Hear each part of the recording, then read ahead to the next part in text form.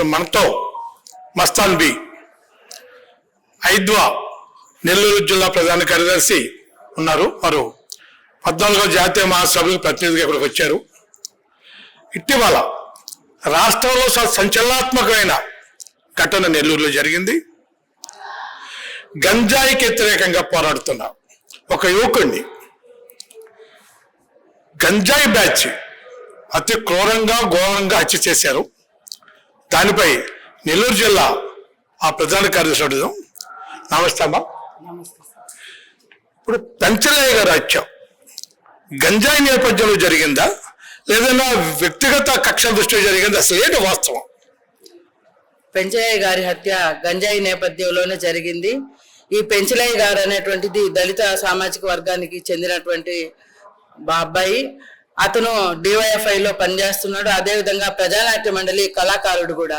ఒక పాటని అప్పటికప్పుడు కూడా రచించి పాడగలిగినటువంటి మంచి గొప్ప కళాకారుడు. అయితే వీరు నెల్లూరు నగరంలోని శ్మశాన వాటికలో గత 30 సంవత్సరాలుగా నిరుపేదలైనటువంటి వాళ్ళు ర్యాక్ పిక్కర్స్ అసోసియేషన్ అంటే చిత్తు కాగితాలు ఏరుకునేటువంటి వాళ్ళందరూ కూడా తమిళియన్స్. వీళ్ళు ఒక 150 నుంచి 200 లోపు కుటుంబాలు ఒకే దగ్గర నివాసం ఉంటున్నారు. అయితే వీరిని ఆనాటి 2018లో కలెక్టర్ జానకి గారు ఆర్డిటి సంస్థకు వీరిని అప్పగించి వీరికి సొంతంగా ఇల్లు నిర్మించే పనిని ఆర్డిటి సంస్థ చేసి ఈ పడారిపల్లి దగ్గర ఉన్నటువంటి ప్రాంతంలో ఆర్డిటి కాలనీని ఏర్పాటు చేసి అక్కడికి పంపించడం జరిగింది.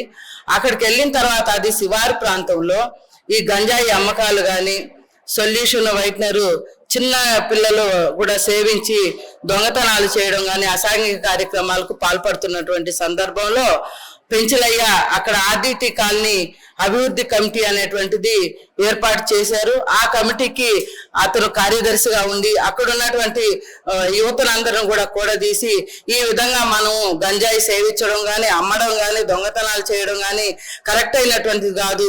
మన బిడ్డల్ని బాగా చదివించుకోవాలి, మనం నిజాయితీగా కష్టపడి పని చేయాలి.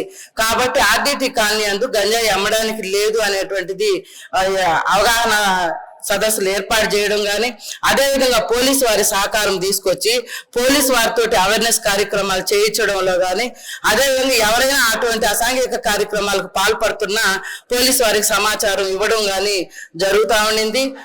ఎవరైతే ఈ కొట్టావిటం పెంచలయ్య గారి హత్య కేసులో ప్రధాన నిందితురాలుగా ఉన్నారో అరవ కామాక్షి అనేటువంటి మహిళ, వాళ్ళతో పాటే నివాసం ఉన్నటువంటి మహిళ, ఆమె కూడా గత 10 సంవత్సరాల క్రిందట చిత్తు కాగితాలు ఏరుకునేటువంటి మహిళ. ఈ మధ్య కాలంలో రాజకీయ నాయకుల యొక్క పలుకుబడితో ఈ గంజాయి అమ్మడంతో ఈరోజు ఆమె ధనవంతురాలైంది.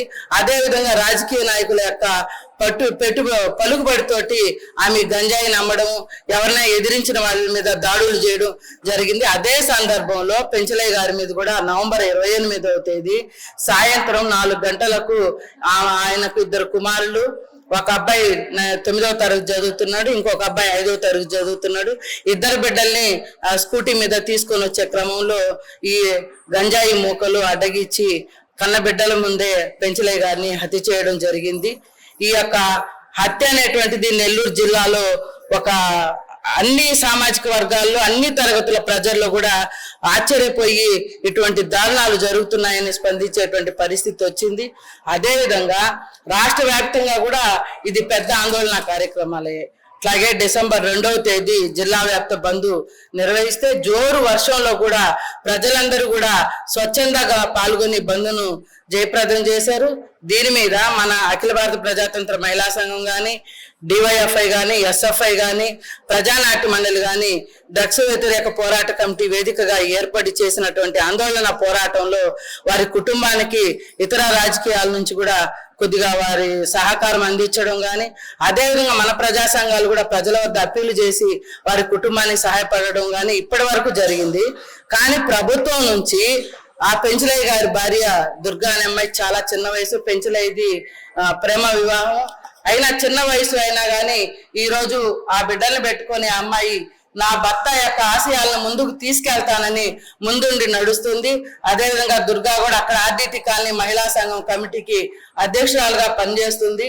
కానీ ఈ రోజు వరకు మన రాష్ట్ర ప్రభుత్వం అయితే ఆ అమ్మాయికి ఏదైనా ఉద్యోగం ఇవ్వాలని కానీ ఆ బిడ్డల చదువుల పట్ల కానీ ఎటువంటి సహాయానికి కూడా ఇప్పటి వరకు కూడా ఏ విషయంలో కూడా రెస్పాండ్ అయినటువంటి పరిస్థితి అయితే లేదు.